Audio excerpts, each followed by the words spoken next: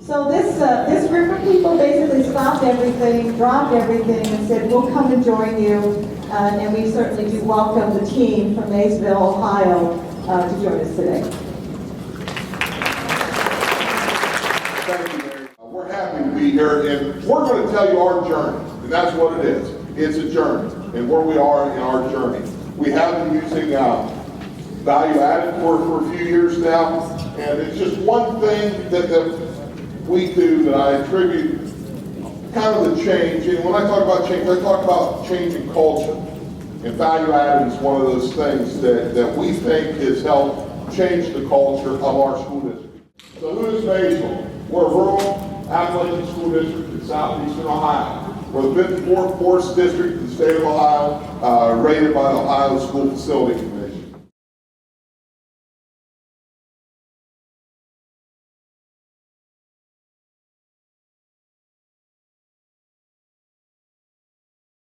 Our school district does, for our poor little southeastern Ohio school district, my kids have the same opportunities as kids that live in the outer belts of Columbus, the Upper Arlingtons, the Dublins, the very, very affluent areas of Ohio. Our kids have those same opportunities. And I'm very, very passionate about that.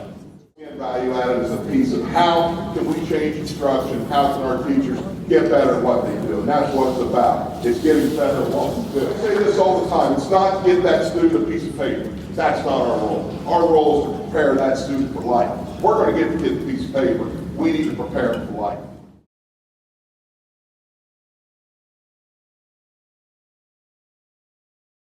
Settled a 4-year contract. We're also a TIP district. We're value added in merit pay or compensation. But our teachers just settled a contract for 4 years with a pay freeze. When I'm talking pay freeze, I'm talking about 0% increase and freeze on the entitlement or the salary schedule, because they wholeheartedly believe in how we're going to compensate based on performance made. It's an honor to be the superintendent of this school district. That our community, our school board, our staff, our kids, we function as one, and I'm excited about that. I'd like to introduce Tom Musgrave. Tom's our Director of Curriculum, Instruction, Assessment, CCIP, all the other things you want to abbreviate out there, Tom does. Tom does pretty much everything, makes my job really easy. So. All we know is that when we use the value-added data at the teacher level and the building level and the classroom level, it makes us better, and that's all we care about. It's just getting better for our kids. The value-added measure isn't a be-all and end-all. It's just a tool on our belt, just like Rob said. It's not who we are. It's just a piece of what we do. It's an element of being intentional about getting better. If you want something to get better, you better measure it. If you're not measuring it, it's either not getting better or you have no clue if it's getting better. And that's not a place we want to be. In terms of a value-added journey, we started with Project SOAR through Battelle for Kids in 2004. That's when we first started collecting value-added data in grades 3 through 8. That was not teacher-level data. That was building grade-level data. We first received our teacher-level data in 2008, and I think it's really critical that we didn't start with teacher-level data. Again, it's a matter of building up that trust and confidence. But we rolled out our teacher-level data for the first time in 2008. That's called TCAP data in Battelle terms. In 2008 is also when ODE came online with value-added data. They were a little bit behind, which is okay. So we actually receive value-added data now from the Ohio Department of Education, and we see value-added data from SOAR. And we tend to, in terms of getting better, we lean on the Battelle data, the SOAR data, more, because it's just easier for us to work with. It's more descriptive. There's more we can do with it. It's just more helpful. And in 2010, last year, we first started with the Ohio Value Added High School project that utilizes end-of-course exams that link to the ACT and Quality Core. And our teachers in those courses receive value-added data based on those end-of-course exams.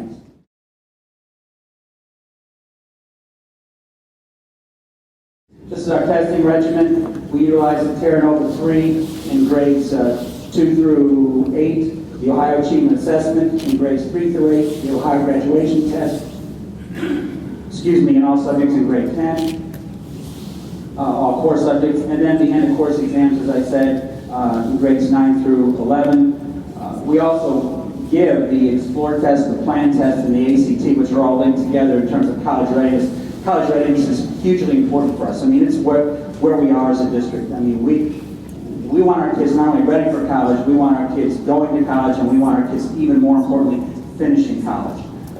So that's our emphasis right now. They said you wanted to see some of the reports, maybe, and that would be helpful. You have a separate packet of, here are some of the reports that we get. I'll be on live for a couple of these. Starting at the building level, this is a building level report. It doesn't show all your areas, but this shows us the areas that we were above expected growth and the areas that we were, quite frankly, below expected growth. You'll notice that several of those belows are high school areas. I will say this, that's because this was, we think, in part, this is because this was kind of a baseline year for us. We knew we were going to be taking end-of-course exams around quality core, but because it was a baseline year, Louis kind of decreed to the whole staff, you're changing nothing. Don't change your instruction, don't change your assessments, don't change the way you're doing anything. We want to see where we are right now in a fair and honest way. And that's what they did. And lo and behold, we have some areas, to improve. They use the colors in SOAR, green, red, yellow. We kind of wish they didn't. Green is above, red's below. Yellow means you're doing exactly what you should be doing. You're getting a year's worth of growth in a year's time.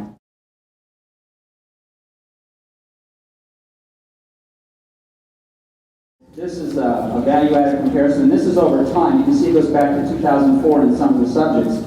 And under effect rating, which is right there, NDD means no detectable difference. And our teachers really struggled with that language. You got to watch the language when you start doing value add. You got to watch what you call things, because you can do yourself a lot of disservice if you call things the wrong thing. And if we had one thing we could change, it would be no detectable difference. Because what this means, let me tell you what it does not mean. First of all, it doesn't mean that the teacher didn't make any difference. Absolutely does not mean that. What it means is, statistically speaking, we can't definitively say that this teacher was above or below a year's worth of growth. In other words, they more than likely did exactly what they should have done in that year. They got a year's worth of growth in a year's time. But they chose to call it no detectable difference, which our teachers struggle with. I'll just be real honest.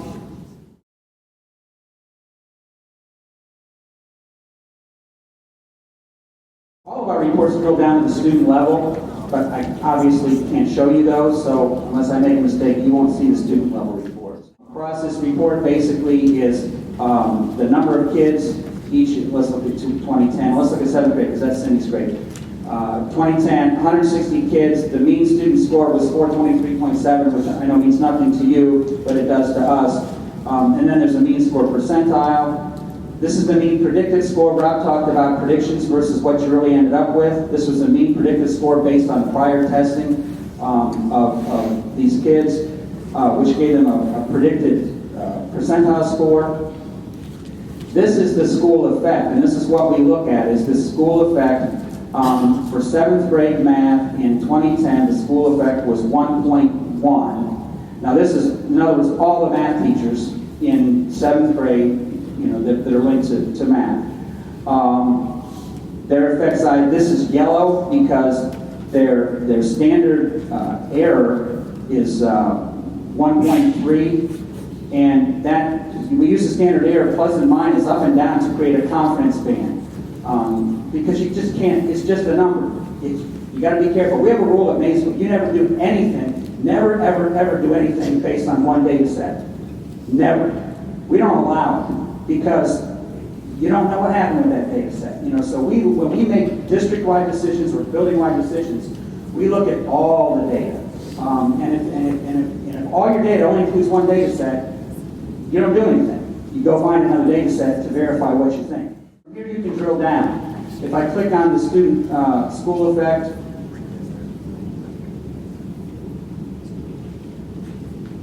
This is really, really important to us, and Cindy will talk about this.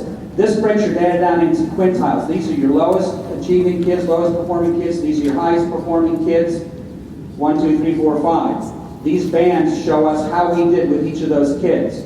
The blue bands are the present data. The beige bands are the cohort group, previous cohorts, how we've done in previous years. Not these kids with previous years, but this grade level previous years.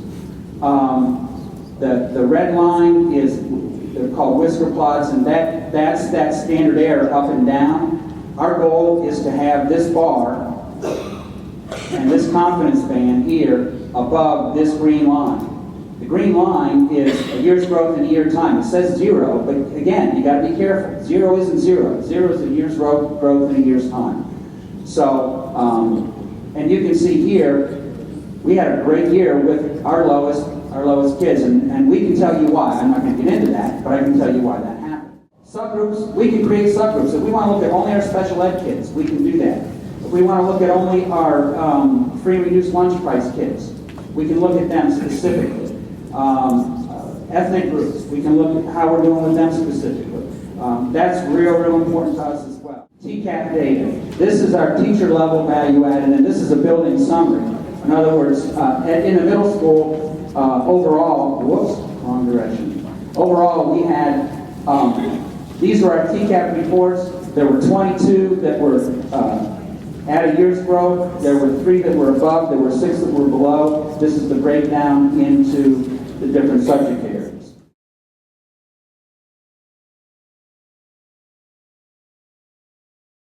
This is a teacher's TCAP report. This is their individual report. This is just all specific to this teacher and the students that they were linking to. And like Rob said, that linkage is hugely important. When you're a TIF district like we're starting into, it is even more than hugely important. Our teachers are involved in the linkage process. It's not just the principal sitting there saying, okay, well, these kids were taught by this teacher. The teachers look at their linkages, and it is broken down. It's not just an all or none. It's 10%, 30%, 100%, but they help link themselves to their kids because that report is created. This teacher had a pretty good year. These are pretty high value-added results. This teacher didn't have as good a year as the other teacher, but you know, we don't use this to compare teacher to teacher. You can't. You shouldn't.